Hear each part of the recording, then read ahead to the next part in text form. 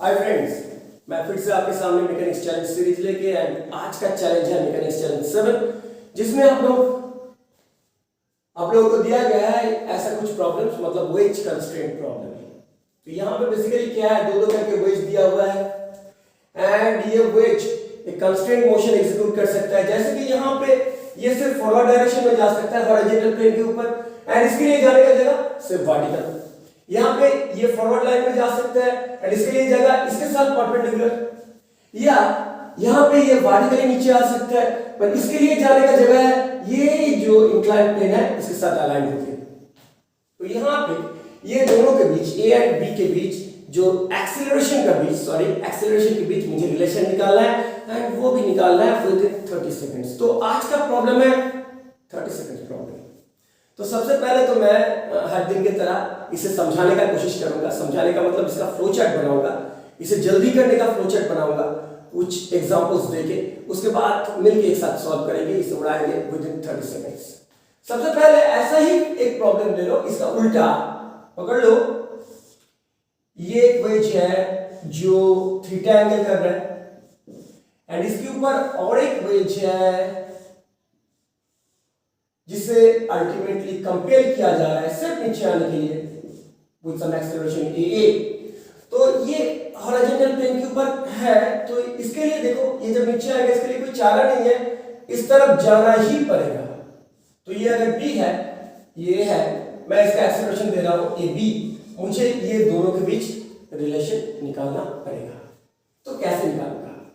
तो इसके लिए सबसे पहले आइडेंटिफाई करना पड़ता है फॉल्ट लाइन या स्लाइडिंग लाइन। मतलब ये इसके ऊपर से स्लाइड करेगा, उल्टा भी बोल सकते हो ये दोनों स्लाइड करेगा। कौन सा लाइन है स्लाइड के लिए? तो ये है लाइन ऑफ स्लाइड या फॉल्ट लाइन, मैं इसे बोल सकता हूं ये है फॉल्ट लाइन। बहुत इंपॉर्टेंट है ये फॉल्ट लाइन में ये दोनों अल्टीमेटली देखो स्लाइड कर रहे हैं। तो मैं यहाँ पे जो कोऑर्डिनेट सिस्टम ड्रॉ करने वाला हूं दोनों का अलग अलग करके, ये है एक मैं कोऑर्डिनेट एक्सिस रखूंगा इसके साथ अलाइंड एंड एक रखूंगा परपेंडिकुलर। मतलब पकड़ लो ये अगर नीचे आया x a, ये पकड़ लो नीचे आया x a, कितना आया x a। तो मैं यहां पे कोऑर्डिनेट सिस्टम कैसे सेट कर रहा हूं, एक इसके साथ पैरेलल, एक इसके साथ परपेंडिकुलर। ठंडा दिमाग से देखो, ये अगर थीटा है तो ये होगा थीटा, तो ये अगर x से है ये होगा x से cos थीटा एंड ये होगा x से sin थीटा। सिमिलरली यहां पे इसका ये अगर मूव किया सम xb, यहां पे भी ये अगर थीटा है तो ये अगर थीटा है एंड ये परपेंडिकुलर है, ये होगा xb cos थीटा, ये होगा xb sin थीटा। अब मजा क्या है देखो, स्लाइड हो रहा है ये लाइन में, मतलब यहां पे x मूवमेंट x डिस्प्लेसमेंट मैं परमिट कर रहा हूं क्योंकि ये परमिट नहीं करूंगा तो ये स्लाइड होगा ही नहीं। पर y डायरेक्शन में कोई भी रिलेटिव मूवमेंट नहीं होना चाहिए। क्यों नहीं होना चाहिए? y डायरेक्शन क्या है, इसके साथ परपेंडिकुलर, इसके साथ परपेंडिकुलर डायरेक्शन में अगर ये ज्यादा मूव कर गया एंड ये कम मूव किया तो गैप आ जाएगा, दोनों के बीच गैप आ जाएगा। या ये ज्यादा मूव किया ये कम मूव किया तो ये पियर्स करके इसके अंदर आ जाएगा, दोनों ही नहीं हो रहा है। तो यहां पे बेसिस क्या है देखो, ये जो स्लाइडिंग लाइन के साथ जो परपेंडिकुलर डायरेक्शन वहां पे दोनों का ही मूवमेंट सेम होना चाहिए, सेम टू सेम। अगर नहीं होगा इधर गैप आने वाला है या एक सरफेस और एक सरफेस के अंदर आने वाला है, दोनों ही नहीं हो रहा है तो ये दोनों को सेम हो रहा है। तो ये दोनों अगर सेम है मैं क्या लिखूंगा, x से cos theta is equal to xb sin theta. मतलब क्या आ रहा है, x से equal to xb tan theta. तो अल्टीमेटली यहां पे देखो ये tan theta is a constant quantity because theta is a constant. तो एक बार डेरिवेटिव लेके विद रिस्पेक्ट टू t मुझे वेलोसिटी के बीच रिलेशन आ जाएगा vb tan थीटा एंड मैं अगर और एक बार डेरिवेटिव लेता हूं विद रिस्पेक्ट टू t, यहां पे आ जाएगा एक्सेलरेशन के बीच रिलेशन तो यही है बेसिक करने का तरीका। तो इसे करने के लिए मुझे क्या क्या करना पड़ेगा, फ्लो चार्ट बना के नंबर 1 फॉल्ट लाइन को डिटरमाइन करना पड़ेगा। उसके बाद फॉल्ट लाइन के साथ parallel and perpendicular axis system सजाना पड़ेगा दोनों के लिए, एंड दोनों का डिस्प्लेसमेंट देखना पड़ेगा फॉल्ट लाइन के हिसाब से, पैरेलल कितना है नहीं, मुझे चाहिए परपेंडिकुलर डायरेक्शन में कितना है, एंड ये परपेंडिकुलर डिस्प्लेसमेंट सेम होगा। बेसिकली ये परपेंडिकुलर डिस्प्लेसमेंट सेम होगा तो वेलोसिटी भी परपेंडिकुलर डायरेक्शन में सेम होगा एंड एक्सीलरेशन भी परपेंडिकुलर डायरेक्शन में सेम होगा। तो मैं जब पूरा कर रहा हूं वहां पे एक से लिख सकता हूं, पर जब मैं शॉर्टकट में कर रहा हूं तब मैं यहां पे डायरेक्टली ए या ए बी लिख सकता हूं, क्योंकि मुझे पता है दो बार डेरिवेटिव लेने के बाद वो आने वाला है। तो जब मैं शॉर्टकट में करूंगा सीधा यहां पे लिखूंगा ए इसका परपेंडिकुलर कंपोनेंट, ये है ए बी इसका परपेंडिकुलर कंपोनेंट, दोनों को इक्वेट करूंगा एंड निकल जाएगा दोनों के बीच रिलेशन।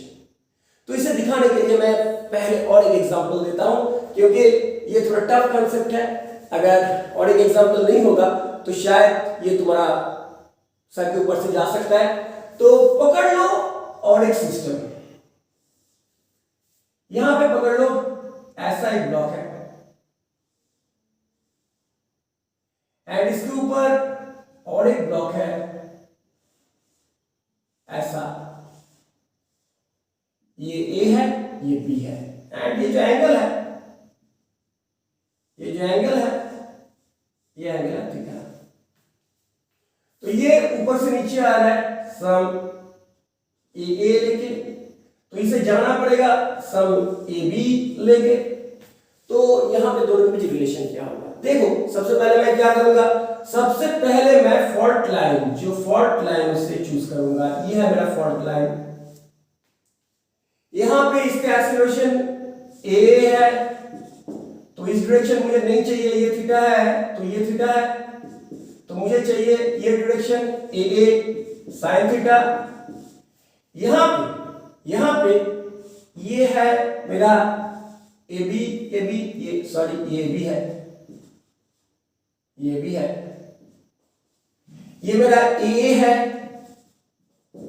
तो यहां पे भी मुझे डेफिनेटली ये नहीं चाहिए, मुझे चाहिए ये थीटा है तो ये थीटा है, ये है मेरा ए cos थीटा। अब क्या होना पड़ेगा, ये एंड ये इसे सेम होना पड़ेगा, मतलब A cos theta is equal to A B sin theta होना पड़ेगा। तो अल्टीमेटली ए आ रहा है ए बी tan थीटा। तो फिर से मैं बता रहा हूं करना क्या पड़ेगा, सबसे पहले फॉल्ट लाइन आइडेंटिफाई करो, उसके बाद फॉल्ट लाइन के हिसाब से इसका एक्सीलरेशन का परपेंडिकुलर कंपोनेंट देखो, इसका एक्सीलरेशन का परपेंडिकुलर कंपोनेंट देखो, दोनों को इक्वेट करो तो जॉब इज डन। तो अभी मैं इसका सहारा लेके ये दोनों तीनों को उड़ाने की कोशिश करूंगा with in that specified time limit.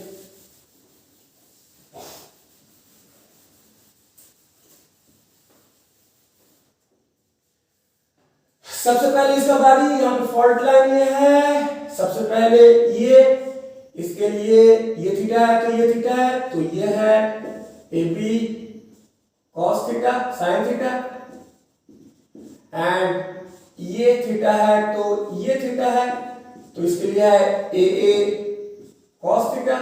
तो अल्टीमेटली ये दोनों सेम होगा, मतलब A equals to A B sin theta by cos theta equals to अगर इसका बारी आएगा, यह है फॉल्ट लाइन, तो यह है फॉल्ट लाइन में ये जब जा रहा है ऐसे ए बी, मतलब ये कितना हो रहा है ए बी sin थीटा, क्योंकि ये थीटा है, ये तो डायरेक्टली आ रहा है ए से, तो ये दोनों को सेम होना है, मतलब यहां पे होना है A equals to A B sin theta. और जब इसका बारी आएगा, ये है फॉल्ट लाइन, तो ये फॉल्ट लाइन के हिसाब से ये कैसे आ रहा है ए बी, मतलब ये है perpendicular component A B sin theta, ये है इसका परपेंडिकुलर डायरेक्ट ए, मतलब यहां पे होगा A equals to A B sin theta.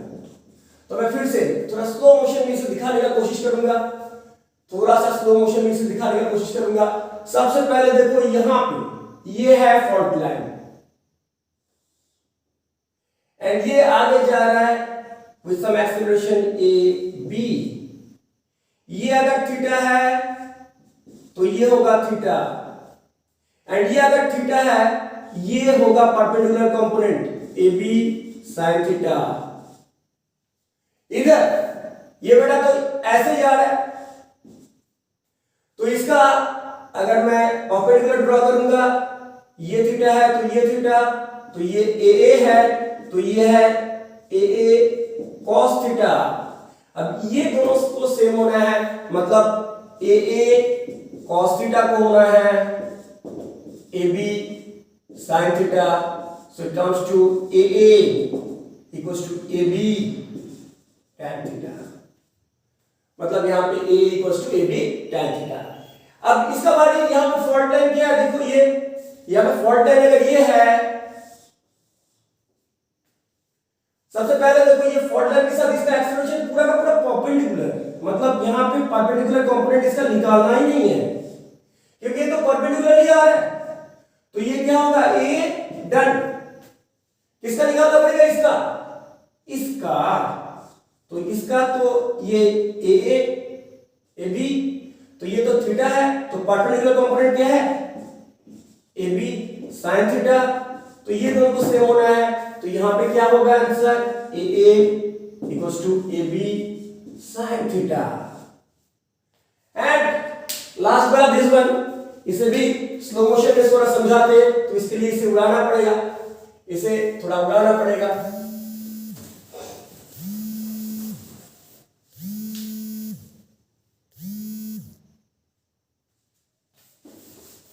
इसे थोड़ा उड़ाना पड़ेगा।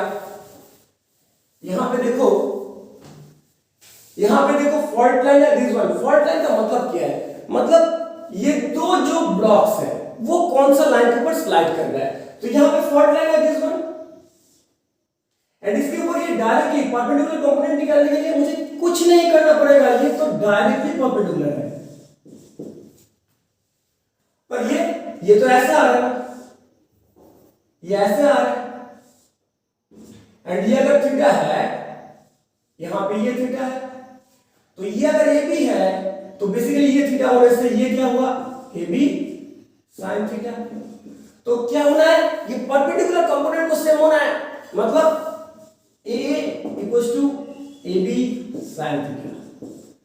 तो अब शायद ये प्रॉब्लम बहुत इजी हो गया है तुम्हारे लिए तो शायद तुम भी अभी इसे सॉल्व कर सकते हो विद इन 30 सेकेंड्स। शायद ये वीडियो तुम्हें एंजॉय किया होगा तो अगर ये वीडियो तुम्हें अच्छा लग रहा है तो इसे शेयर करो सब्सक्राइब करो एंड फिर से नया वीडियो लेके मैं आऊंगा आपके सामने। तब तक के लिए बाय।